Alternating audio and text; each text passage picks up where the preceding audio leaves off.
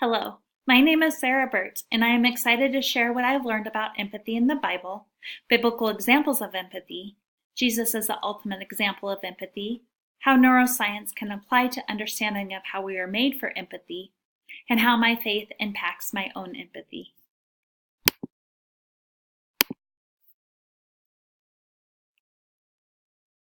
The Bible frequently refers to acts of empathy.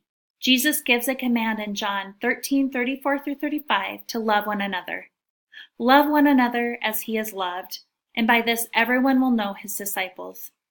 Loving one another often becomes deeply personal with each other, and we see this in Scripture as Paul encourages Christians to rejoice with those who rejoice, weep with those who weep.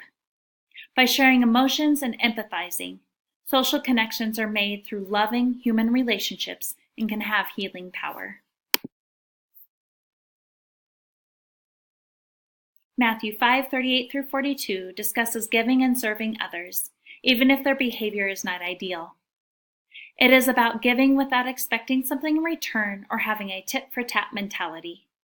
Matthew 7:1-6 is discussing how one should not judge, for in the same way you judge others, you will be judged, and with the measure you use, it will be measured to you. The verse states that people are not to judge other people because we have all fallen in sin. Matthew 7:6, do not give dogs what is sacred, do not throw your pearls to pigs, is referencing not to force your truths or pearls onto people who are not open to this knowledge.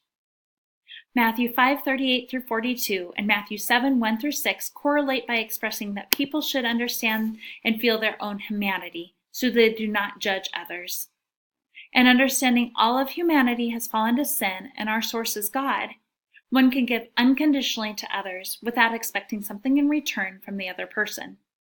In a clinical sense, these verses convey that clinicians should not judge their clients or themselves. This is a hindrance on empathy. Many times, placing judgment reveals the problems within one's own heart. If there is a problem within a clinician's heart, they cannot be totally client-focused and give true empathy to clients without wanting something in return. Feeling what others feel may hinder other-oriented feelings if one becomes more focused on their own emotional state than that of the client's. It is important as a clinician to remain focused on the client's emotional and internal states and not on their own. In this, one can truly be in the trenches with the client and understand fully what the client is going through or feeling without imposing unrelated personal beliefs and feelings onto the client.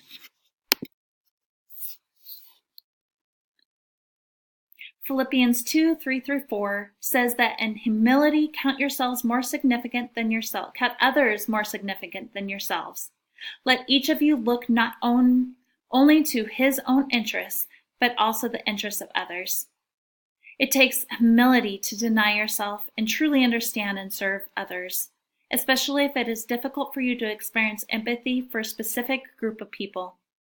Sometimes pride can be a barrier, especially when people are not acting how you think they should be acting. 1 Peter tells Christians to be like-minded, sympathetic, love one another, and compassionate and humble. I want to empathize and humble myself so I can understand the background and details surrounding my clients. I do not want to jump to assumptions because assumptions block my empathy and do not allow me to reflect God's image in the way I serve people.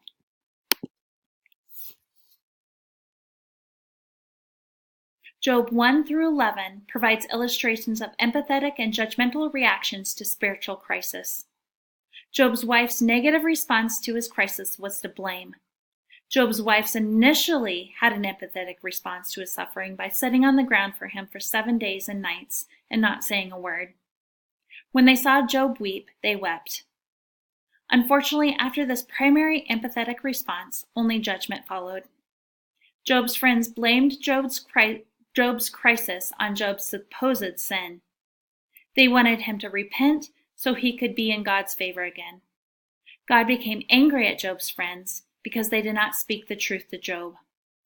Through Job, there is a lesson to not push judgment on people going through spiritual crisis. Sometimes suffering cannot be logically explained, And the best response is to show empathy and depend on the Holy Spirit to guide you through the crisis.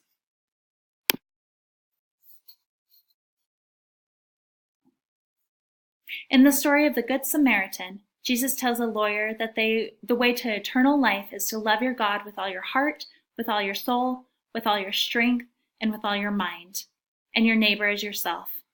When the lawyer asks who your neighbor is, Jesus responds in a parable about a man that was robbed, stripped, and beaten. A priest and a Levite avoided the man by crossing him on the other side of the road. Empathy and disgust is meditated in the same part of the brain. Some people avoid situations that require deep empathy because it is too intensely upsetting. The Good Samaritan responded in a truly empathetic way by providing assistance to the man that was robbed.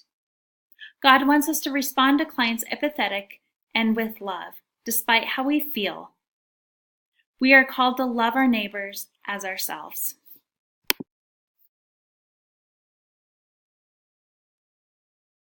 Jesus shows the empathetic response of acceptance and love to the woman at the well, and this is an example to follow. Jesus shows this response despite breaking cultural customs and boundaries by speaking to the Samaritan woman, and Jews traditionally despise Samaritans. God pursued this woman despite her sin and being labeled an outcast. Jesus sets the example that an empathetic, non-judgmental response of love and acceptance can be offered to all and can be a gateway to eternal living water.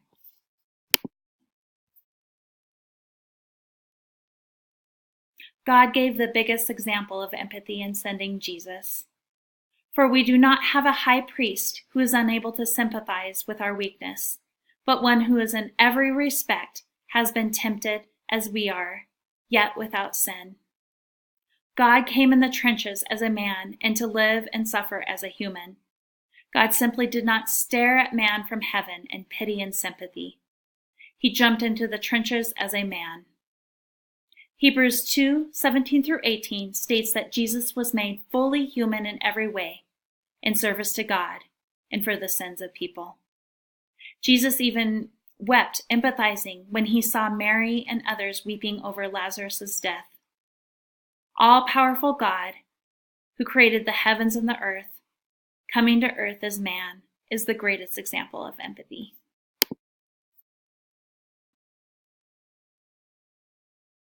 God designed humans for love and empathy. The brain is wired to connect deeply with others. The human mind was made with mirror neurons that fire when an action is performed and also reacts when someone does the same action. The firing of mirror neurons during observation of actions performed by others fires the same as if the observer was doing the action. God made humans with the capability to empathize and show love.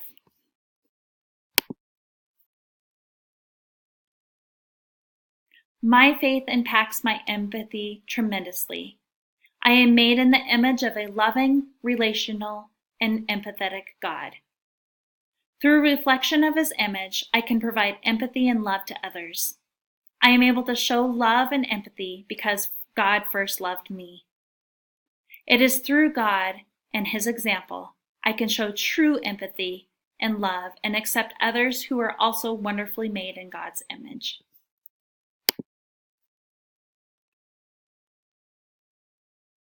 Thank you very much for listening to my presentation, and I've really enjoyed class. Thank you.